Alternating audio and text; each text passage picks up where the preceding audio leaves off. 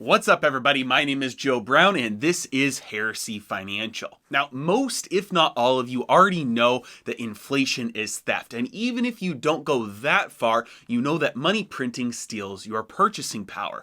Another way of saying this is that money printing just makes prices go up. But what is rarely understood is the mechanisms by which this happens. And when pressed on this claim by anyone who thinks that moderate inflation maybe is a good, it can be very hard on the spot to articulate exactly how money printing steals your purchasing power. So in this video, I wanted to give you what I consider the most fundamental explanation of how this system works. That way you can understand and articulate to anyone exactly why inflation is theft. Ready? Let's dive in.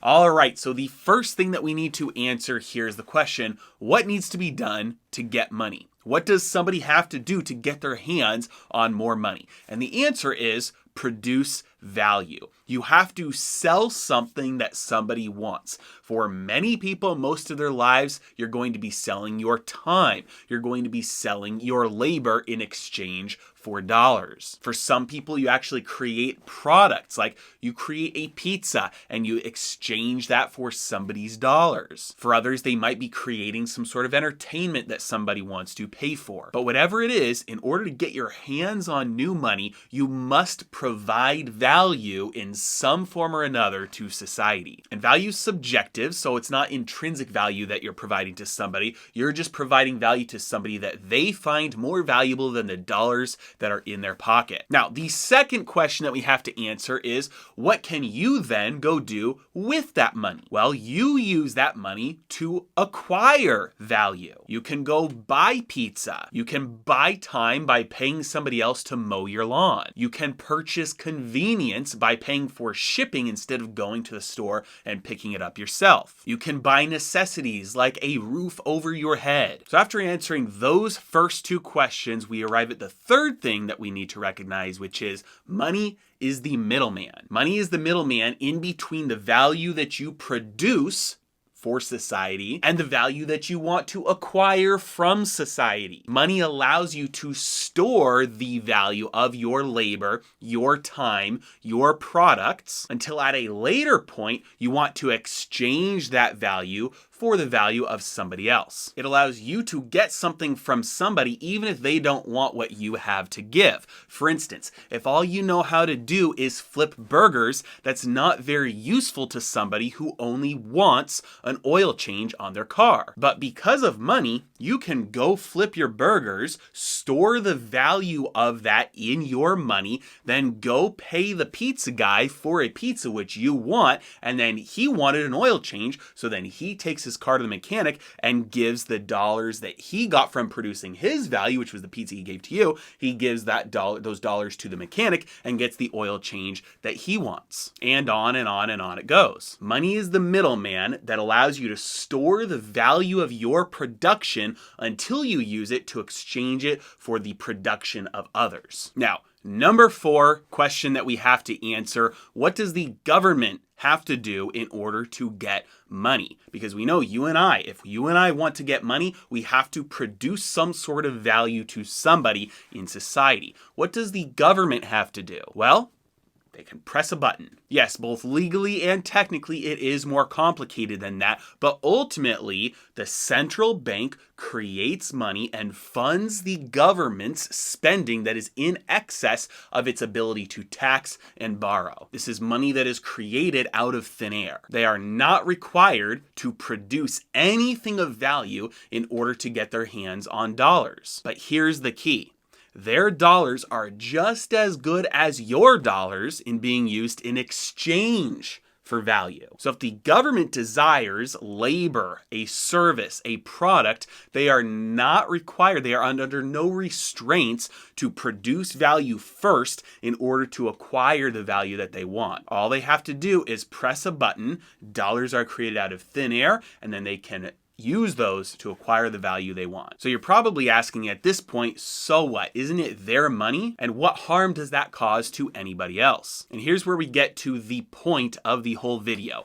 The creation of money out of nothing undermines the value of production. I'll say it again. The creation of money out of nothing undermines the value of production. And in order to test this hypothesis, we need to do one thing and one thing only. Push it all the way to the extreme, which is giving everybody access to the money printer. What if anyone could print dollars? What if every single person had a printer at home that all they had to do was click a button and real, legal, official dollars would come out? Well, suddenly now I'm feeling the urge for a pizza. So I call up my local pizza joint and I say, hey, I've got some dollars. Come deliver a pizza to me. But what's he going to say to me? He's going to say, well, no, because for me to deliver a pizza to you, that requires real resources. I have to get cheese and dough and sauce and then use my own labor and then use my own time to come and give it to you. But all you're going to give me in return is something that I can make myself by clicking a button. So I'm not going to, as a pizza guy, I'm not going to accept dollars in exchange for my labor and my time and my resources when I can get dollars by printing a button myself. Suddenly, dollars are no longer a vehicle that can store value of production because it's not necessary anymore for anybody to create value in order to acquire dollars. Everybody can click a button. So if everyone can print dollars, it would immediately render all dollars worthless. The creation of money out of nothing undermines the value of production. And to the extent that some money is created out of nothing by any actors, the value of all production is undermined. Now, with that statement, you're probably thinking, are you certain about that? Because it makes sense. If everybody had access to the printer, the dollar would immediately become worthless. But what about if just the government does? Well, here we have to recognize that scarcity is the default state. Resources are not infinite, at least in accessibility. Here's what I mean by that. There may be an infinite or near infinite amount of solar energy in the universe, but the amount of that energy that is accessible, the amount that we can collect and transform into usable electricity, is so small that it is almost zero in comparison. So it takes production to create abundance out of scarcity. So now back to the government printing. When they print, we know that they get purchasing power without first having to produce or create value. But they are able to use those dollars in order to acquire real value, real resources. This means that they are competing with producers of value for real resources. But at any point, they can outbid private actors for real resources because they are not constrained by the fact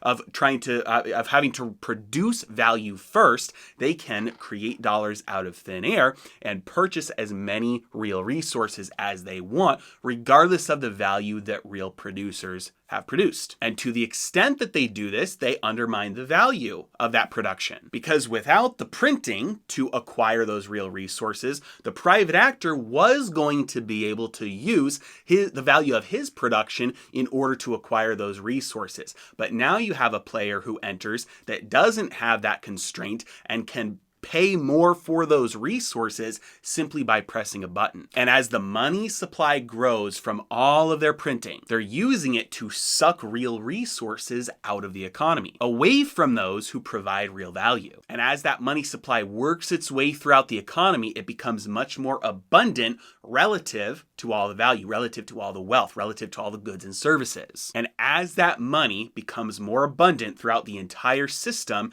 it starts to mimic what would happen if everybody had access to a money printer. To a smaller degree, maybe it mimics if everybody had access to a money printer that only printed $1 a day or $10 a day or $100 a day, but you get the point. To the extent that the money supply grows and works its way throughout the economy, the money supply becomes more abundant relative to all the stuff and mimics to a smaller degree what would happen if everybody had access to a money printer. This means that the value that was previously stored in those dollars as a result of getting them from providing real value, the value that's stored in those dollars starts to decrease. And despite very hardworking and cautious individuals working very hard and saving lots of money, living below their means, every dollar that the government prints undermines the value of their production. Their own stored labor is now worth far less to society as a result of all that new money that has been printed